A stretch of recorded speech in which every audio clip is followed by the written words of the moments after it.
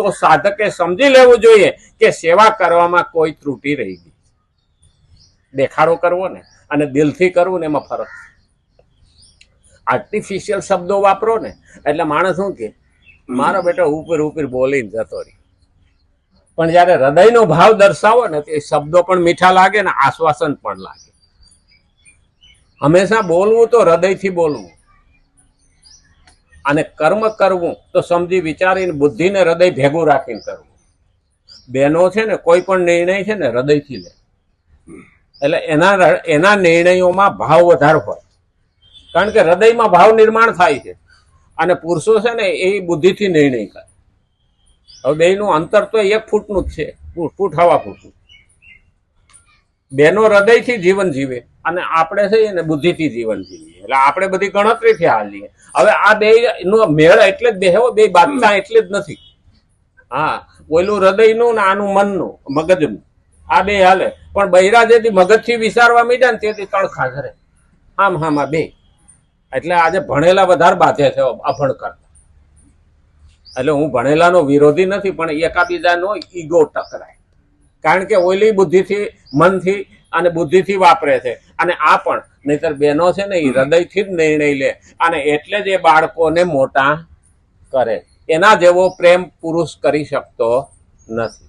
અને એટલે કીધું છે આ ત્રુટિ રહી જાય પોતાને માટે કઈ મેળવવાની કે લેવાની ઈચ્છા છે. આથી સાધકે આ વિષયમાં વિશેષ સાવધાની રાખીને જ બીજાઓની સેવા કરવી જોઈએ.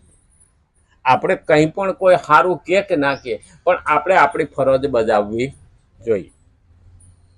હવે ખરેખર જોવા જઈએ ને તે જે કરતો હોય ને, જે કર્મ કરતો હોય, જે કામ કરતો હોય, જે સેવા કરતો હોય એની ભૂલ કાઢે લોકો. એની ભૂલ કાઢે. જે કઈ કરતો જ નથી એની ભૂલ શું કાઢે? આ પેલા યાદ રાખવાનું ને. કોઈ કામ કરતો હોય ને એની ભૂલ કાઢે. ભૂલ કાઢવા વાળો કામ કરતો નથી. એનો ધંધો શું છે? ભૂલ દેખાડતા. પણ કોઈ કઈ કરતો જ નથી એના વિશે ભૂલ થાય ખરી નહીં. એટલે બહેનોને જો આખો દાડો કામ કરે ને તો એને સાંભળવાનું આવે.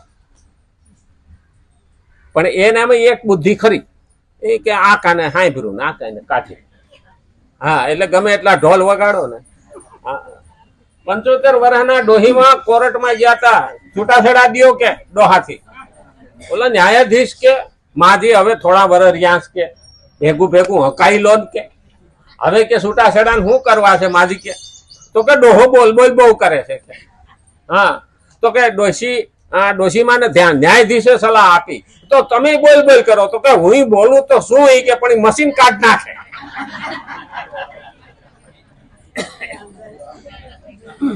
હવે મશીન કાઢી નાખે તો ડોહા સાંભળે ખરા કે ડોહો બોલી લે એટલે હું તો સાંભળું છું કે પણ કે મારું બોલવાનું ચાલુ થાય તો એ કાઢી નાખે મશીન કે. એટલે ઘણી વખત બોલવામાં પણ ધ્યાન રાખવું જોઈએ. બીજાઓ મને સારો કે એવો ભાવ સેવામાં બિલકુલ ના હોવો જોઈએ. એવો ભાવ આવતા જ તેને તરત જ દૂર કરી દેવો જોઈએ. કેમ કે આ ભાવ અભિમાન ધરાવવા વાળો છે. આવો ભાવ આવે ને એટલે અહંકાર આવવા માંડે અને અહંકાર પતનનું મુખ્ય કારણ છે. આ પોઈન્ટ મહત્વ ના હાલે.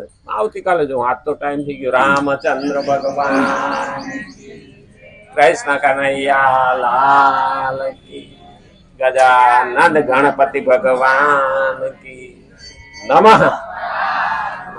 પતિ હર હર મહાદેવ.